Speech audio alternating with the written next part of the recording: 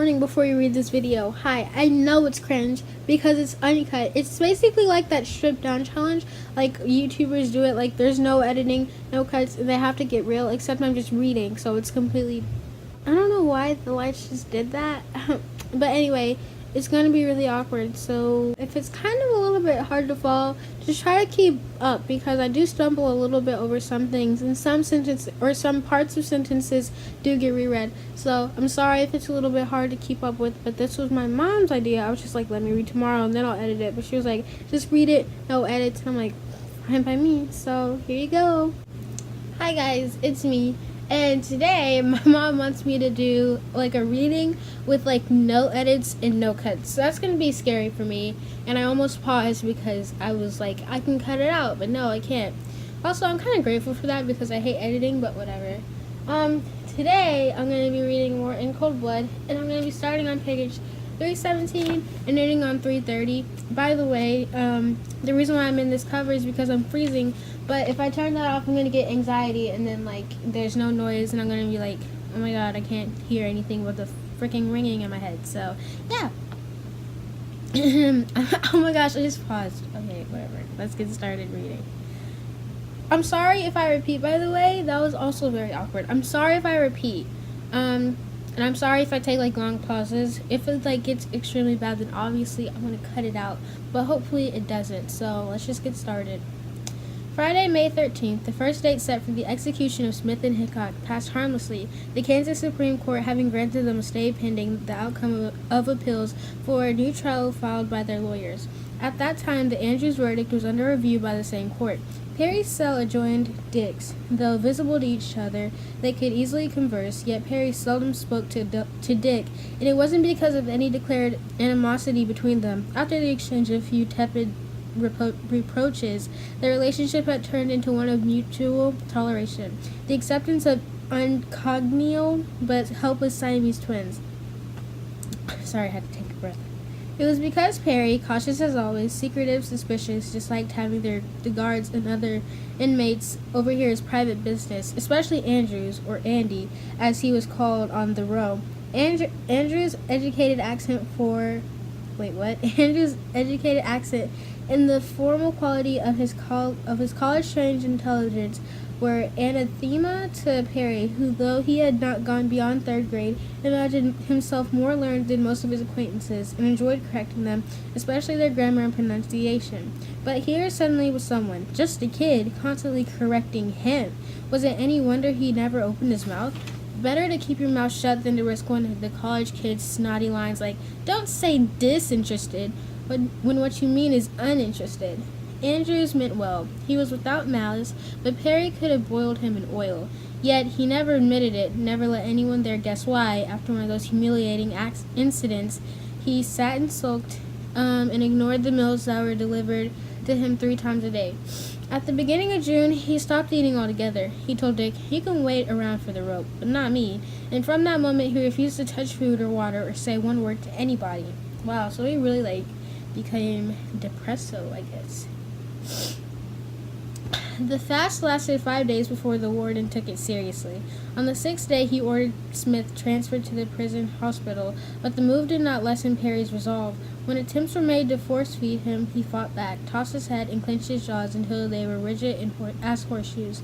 Eventually, he had to be pinioned and fed intravenously, or through a tube inserted in a nostril.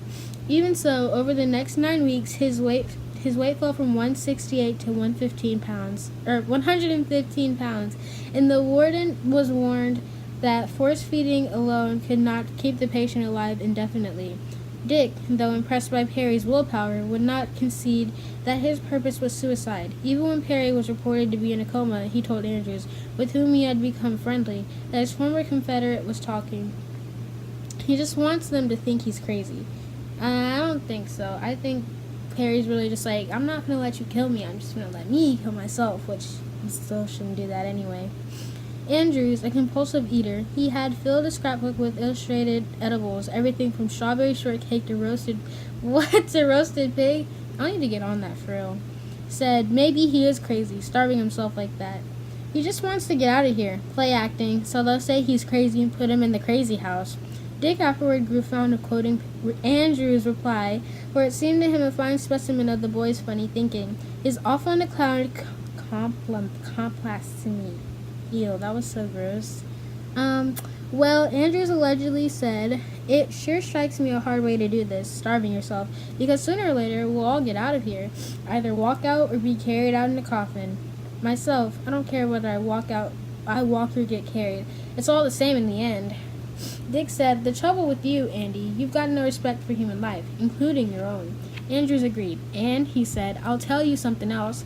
If I ever do get out of here alive, I mean over the walls and clear out, well, maybe nobody will know where Andy went, but they'll sure hell know where Andy's been." All summer, Perry undulated between half-awake stupors and sickly, sweat-drenched sleep. Voices roared through his head. One voice persistently asked him, "Where is Jesus? Where?"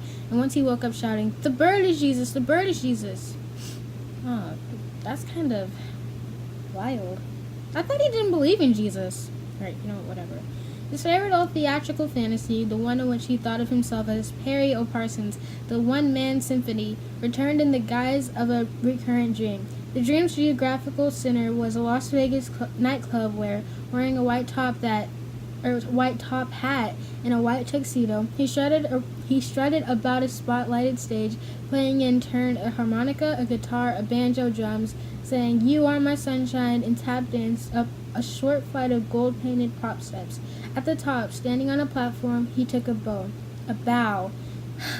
There was no applause, none, and yet thousands of patrons packed the vast and gaudy room, a strange audience, mostly men and mostly Negroes. Staring at them, the perspiring entertainer at last understood their silence, for suddenly he knew that these were phantoms, the ghosts of the legally annihilated, the hanged, the gassed, the electrocuted, and in the same instant he realized that he... Sorry, gotta take breath sometimes. That he was there to join them, that the gold-painted steps had led to a scaffold, that the platform on which he stood was opening beneath him. His top hat tumbled, urinating, defecating. Jesus Christ. Perry O'Parsons in eternity. One afternoon, he escaped from a dream and wakened to find the warden standing beside his bed. The warden said, "Sounds like you were having a little nightmare." But Perry wouldn't answer him, and the warden, who on several occasions had visited the hospital and tried to persuade the prisoner to cease his fast, said, "I have something here, from your father. I thought you might want to see it." Perry, his eyes glitteringly immense in a face now almost phosphorescently pale, studied the ceiling, and presently, after placing the picture postcard on the patient's bedside table, the rebuffed visitor departed. That night, Perry looked at the card. It was addressed to the warden and postmarked Blue Lake, California. The message, written in a familiar stubby script, said, "Dear Sir, I understand you have my boy Perry back in custody. Write me please what did he do wrong, and if I come there, could I see him? All's well with me and trust the same with you. Text J. Smith." Perry destroyed the card, but his mind preserved it, for the few crude words had resurrected him emotionally, revived love and hate, and reminded him that he was still what he had tried not to be, alive. "And I just decided," he later informed a friend, that I ought to stay that way. Anybody wanted my life wasn't going to get any more help from me. They'd have to fight for it." The next morning he asked for a glass of milk, the first sustenance he had volunteered to accept in 14 weeks. Gradually, on a diet of eggnogs and orange juice, he regained weight. By October, the prison physician, Dr. Robert Moore, considered him strong enough to be returned to the row. When he arrived there, Dick laughed and said, "Welcome home, honey."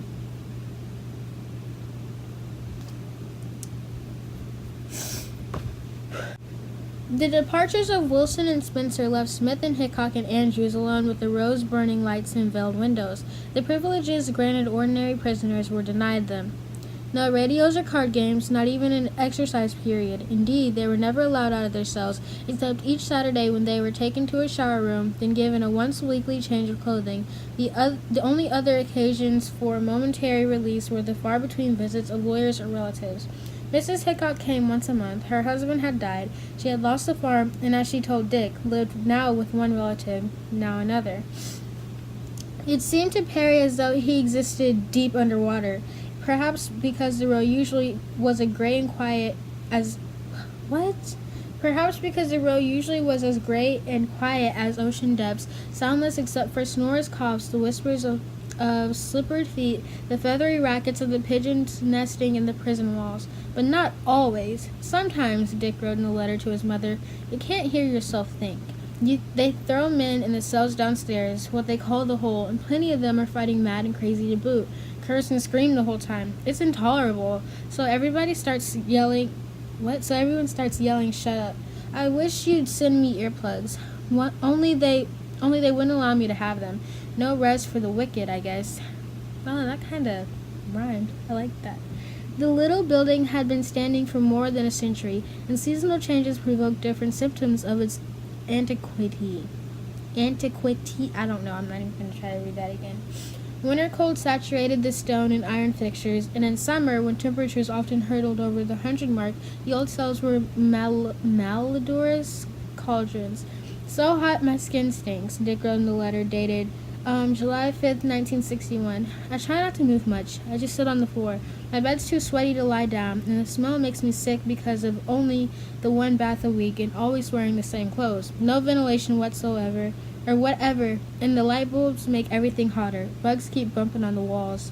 See, I couldn't do that, and that's why I'm not going to do anything that's going to make me get on death row, because that's not for me. Unlike conventional prisoners, the condemned are not subjected to a work routine. They can do with their time what they like, sleep all day, as Perry frequently did. I pretend I'm a tiny little baby that can't keep its eyes open, or, as was Andrew's habit, read all night. Andrews averaged 15 to 20 books a week. His taste encompassed both trash and bell lectures,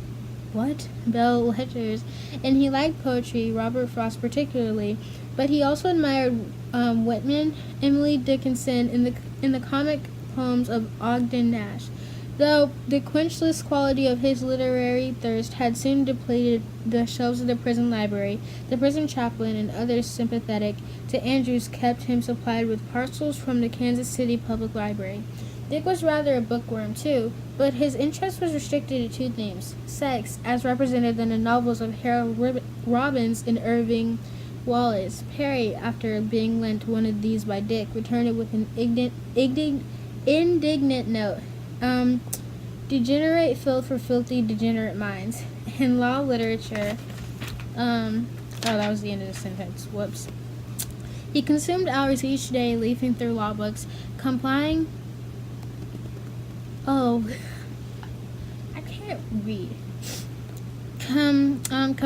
research that he hoped would help reverse his conviction.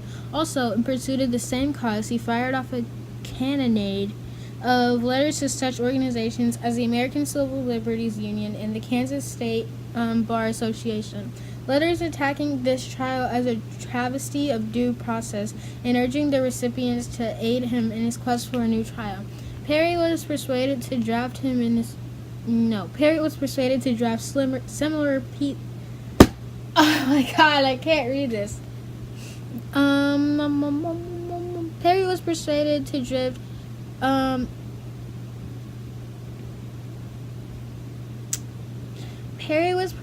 to draft similar pleas, but when Dick suggested that Andy follow their example by writing protests in his own behalf, Andrews replied, "I'll worry about my neck and you worry about yours." Actually, Dick's neck was not the part of his anatomy that most immediately troubled him. "My hair is coming out by the handfuls," he confided in yet another letter to his mother. "I'm frantic. Nobody in our family was bald-headed, as I can recall, and it makes me frantic the idea of being an ugly old bald head." Well, I mean, you shouldn't really worry about that, because you're also going to, die, so it won't, matter anyway. Thoreau's two night guards, arriving at work on an autumn evening in 1961, had a piece of news. "Well," one of them announced, "seems like you boys can accept company." The import of the remark was clear to his audience. It meant that two young soldiers, who had been standing trial for the murder of a Kansas railroad worker, had received the ultimate sentence. "Yes, sir," the guard said, confirming this. "They got the death penalty," Dick said. "Sure, it's very popular in Kansas. Juries handed out like they were giving candy to kids." But it's different because they killed people.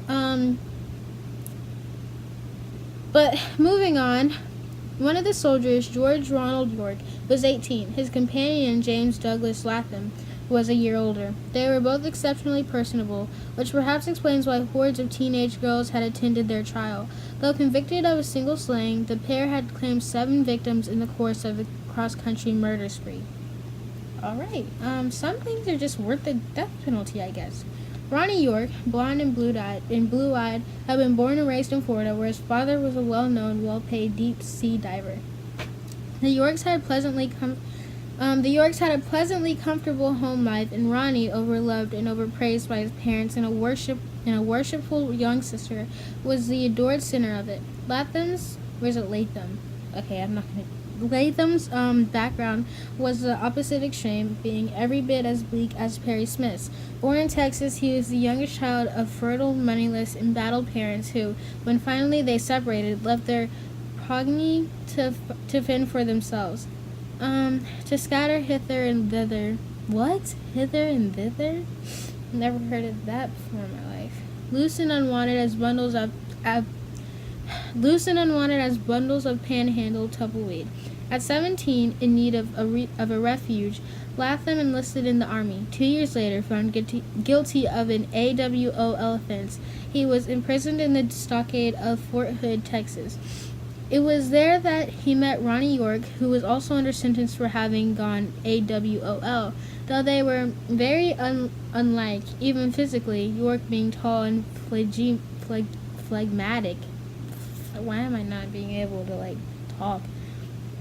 Whereas the Texan was a short young man with foxy brown eyes animating a compact, cute little face, they found they shared at least one firm opinion. The world was hateful and everybody in it would be better off dead. It's a rotten world, Latham said. There's no answer to it but meanness. That's all anybody understands. Meanness.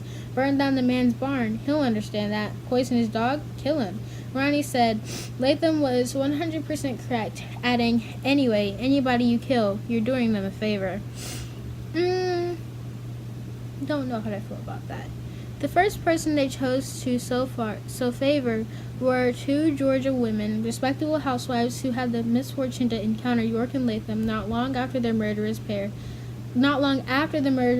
escaped from the Fort Hood stockade, stole a pickup truck, and drove to Jacksonville, Florida, York's hometown.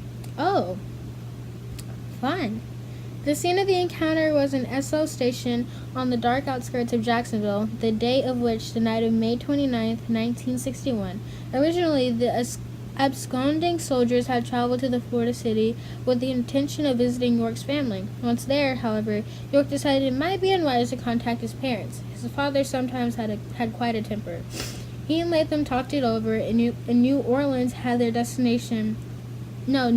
was their destination when they stopped at the Esso station to buy gas. Alongside them, another car was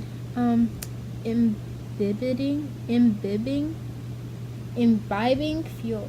It contained the 2 matronly victims-to-be who, after a day of shopping and pleasure in Jacksonville, were returning to their homes in a small town near the Florida-Georgia border. That is too close to where McClinney is for my likings. Alas, they had lost their way. York, from whom they asked directions, was most obliging. You just follow us. We'll put you on the right road.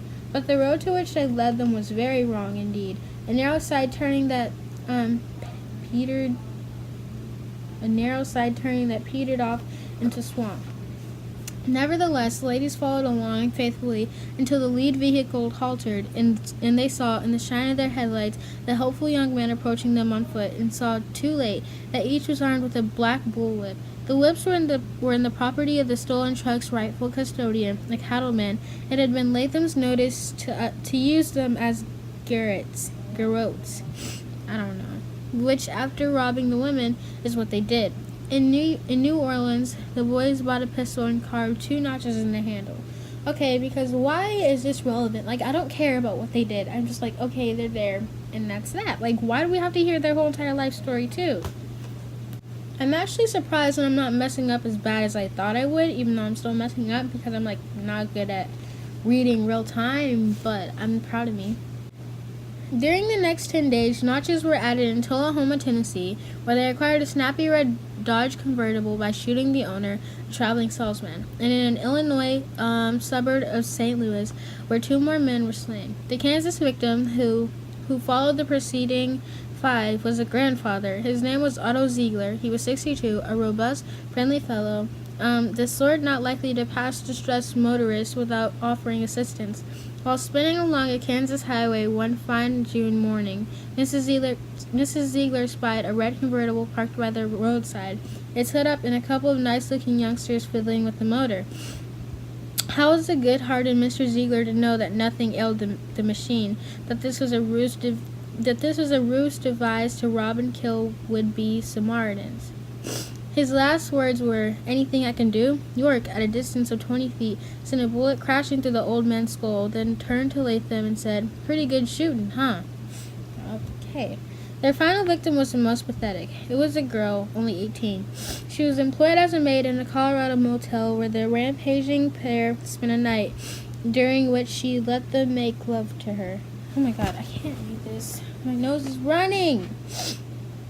And then they told her they were on their way to And they told her it was on her way to California and invited her to come along. "Come on," Latham urged her. "Maybe we'll all end up movie stars." The girl in her hastily packed cardboard suitcase ended up as blood-soaked wreckage at the bottom of a ravine near Craig, Colorado. But not many hours after she had been shot and thrown there, her assassins were in fact performing before motion picture cameras.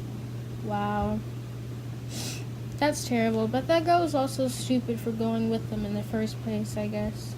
That's terrible. Descriptions of the red car's occupants, provided by witnesses who had noticed them loitering in the area where Otto Ziegler's body was discovered, had been circulated through the Midwest and Western states. Roadblocks were erected and helicopters patrolled the highways. It was a roadblock in Utah that caught York and Latham. Later at police headquarters in Salt Lake City, a local television company was allowed to film an interview with them. The result, if viewed without sound, would seem to concern 2 cheerful, milk-fed athletes discussing hockey or baseball, anything but murder, and the roles boastfully confessed. They had played in the deaths of 7 people. "Why?" the interviewers asked. "Why did you do it?" And York, with a self-congratulatory grin, says, "We hate the world." All 5 of the states had vied for the right to prosecute York and Latham, endorsed judicial homicide. Florida, electrocution. Tennessee, electrocution. Illinois, electrocution. Kansas, hanging. And Colorado, lethal gas. But because it was the firmest evidence, Kansas was victorious. The men on the row first met their new companions November 2nd, 1961. A guard, escorting the arrivals to their cells, introduced them. "Mr. York, Mr. Latham, I'd like you to know Mr. Smith here, and Mr. Hickok, and Mr. Lowell Lee Andrews, the nicest boy in Wolcott." When the parade had passed, Hickok heard Andrews chuckling and said, "What's so funny about that son of a bitch?" Nothing," Andrews said, "but I was thinking, when you count by 3 and you're 4 and they're 7, that makes 14 of them and 5 of us. Now 5 into 14 averages out 4 into 14. Hickok curtly corrected him. "There are 4 killers up here and 1 railroaded man. I'm no goddamn killer. I never touched a hair on a human head." I guess that is true. I'm so glad I don't have to edit this, by the way. Hickok continued writing letters protesting his conviction, and one of these at last bore fruit. The recipient, Everett Stearman, chairman of the Legal Aid Committee of the Kansas State Bar Association, was disturbed by the allegations of the sender, who insisted that he and his co-defendant had not had a fair trial. According to Hickok, the hostile atmosphere in Garden City had made it impossible to impanel an unbiased jury, and therefore a change of venue should have been granted. As for the jurors that were chosen, at least 2 had clearly indicated a presumption of guilt during the voir dire examination. When asked to state his opinion of capital punishment, one man said that ordinarily he was against it, but in this case, no. Unfortunately, the voir dire had not been recorded because Kansas law does not require it unless a specific demand is made. Many of the jurors, moreover, were well acquainted with the deceased. I have to sniff one more time. This is annoying me. Where even was I? So is the judge. Judge Tate was an intimate friend of Mr. Clutter. But the bulkiest of Hickok's mud pies was aimed at the two defense attorneys, Arthur Fleming and Harrison Smith, whose incompetence and inadequacy were the chief cause of the correspondent's present predicament. For no real defense had been prepared or offered by them, and this lack of effort, it was implied, had been deliberate, an act of collusion between the defense and the prosecution. These were grave assertions, reflecting upon the integrity of two respected lawyers and a distinguished district judge, but if even partially true, then the constitutional rights of the defendants had been abused. Prompted by Mr. Stearman, the Bar Association undertook a course of action without precedent in Kansas legal history. It appointed a young Wichita attorney, Russell Schultz, to investigate the charges and, should evidence warrant it, challenge the validity of the conviction by bringing habeas corpus proceedings in the Kansas Supreme Court, which had recently upheld the verdict. It would appear that Schultz's investigation was rather one-sided, since it consisted of little more than an interview with Smith and Hickok, from which the lawyer emerged with crusading phrases for the press. The question is this: do poor, plainly guilty defendants have a right to a complete defense? I do not believe that the state of Kansas would be either greatly or for long harmed by the death of these appellants. Appellants? I'm not sure. But I do not believe it could ever recover from the death of due process. Schultz filed his whatever that is, petition, and the Kansas Supreme Court commissioned one of its own retired justices, the Honorable Walter G. Thiel, to conduct a full-scale hearing. And so it came to pass that almost 2 years after the trial, the whole cast reassembled in the courtroom of Garden City. The only important participants absent were the original defendants.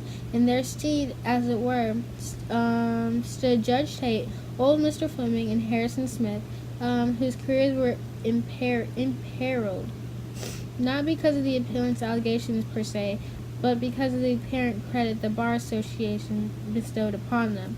The hearing, which at one point was transferred to Lansing, where Judge Thiel heard Smith and Hickok testify, took 6 days to complete. Ultimately, every point was covered. 8 jurors swore they had never known any member of the slain family. 4 admitted some slight acquaintance with Mr. Clutter, but each, including N.L. Dunman, the airport operator who had made the controversial reply during the voir dire, testified that he had entered the jury box with an unprejudiced mind. Schultz challenged Dunman. Do you feel, sir, that you would have been willing to go to trial with a juror whose state of mind was the same as yours? Dunman said yes, he would, and Schultz then said, do you recall being asked whether or not you were averse to capital punishment? Nodding, the witness answered, I told them under normal conditions I would probably be averse to it, but with the magnitude of this crime I could probably vote in favor. Tangling with Tate was more difficult. Schultz soon realized he was a tiger by the tail. Responding to questions relevant to his supposed intimacy with Mr. Clutter, the judge said he, Clutter, was once a litigant in this court, a case over which I presided, a damage action involving an airplane falling on his property. He was suing for damages to, I believe, some fruit trees. Other than that, I had no occasion to associate with him. None whatever. I saw him perhaps once or twice in the course of a year. Schultz, floundering, which switched the subject. Do you know, he asked, what the attitude of the people was in this community after the apprehension of these two men? I believe I do, the judge told him with scathing confidence. It is my opinion that the attitude towards them was that of anyone else charged with with a criminal offense, that they should be tried as the law provides. That if they were guilty, they should be convicted. That they should be given the same fair treatment as any other person. There was no prejudice against them because they were accused of crime. You mean, Schultz slyly said, you saw no reason for the court to its own motive to grant a change of venue.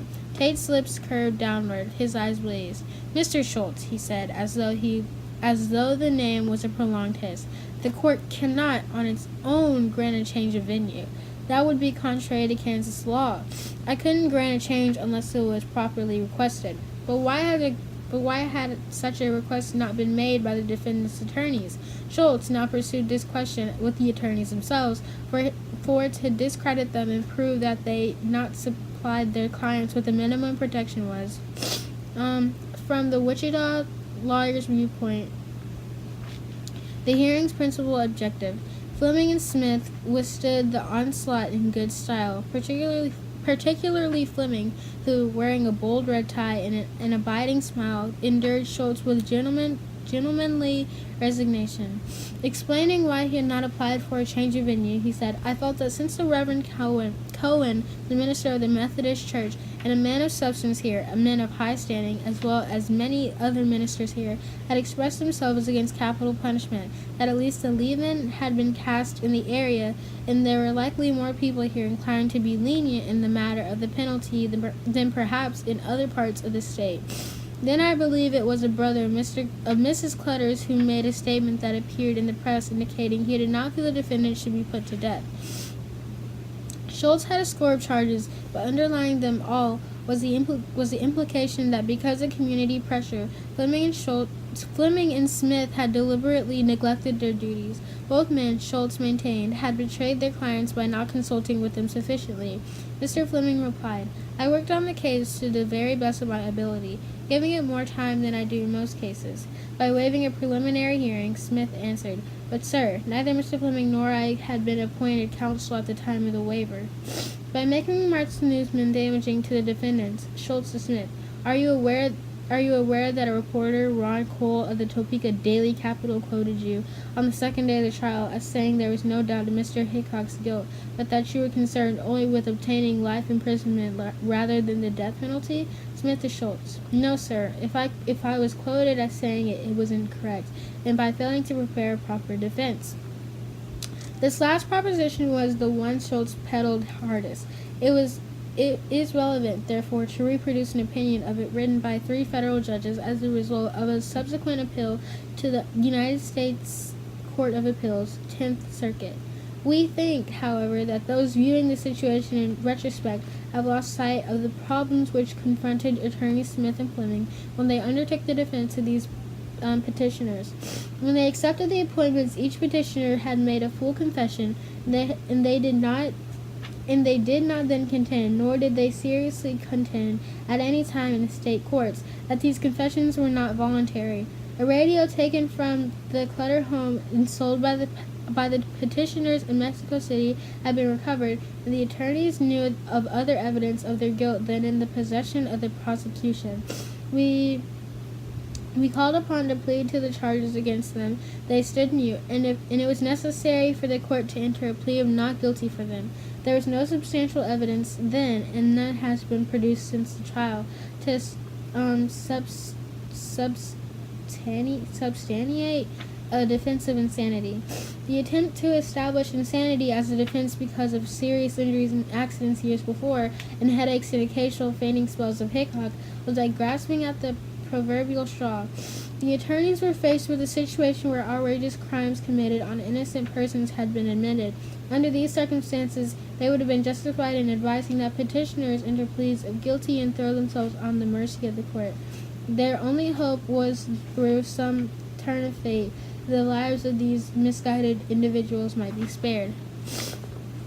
In the report he submitted to the Kansas Supreme Court, Judge Thiel found that the petitioners had received a constitutionally fair trial.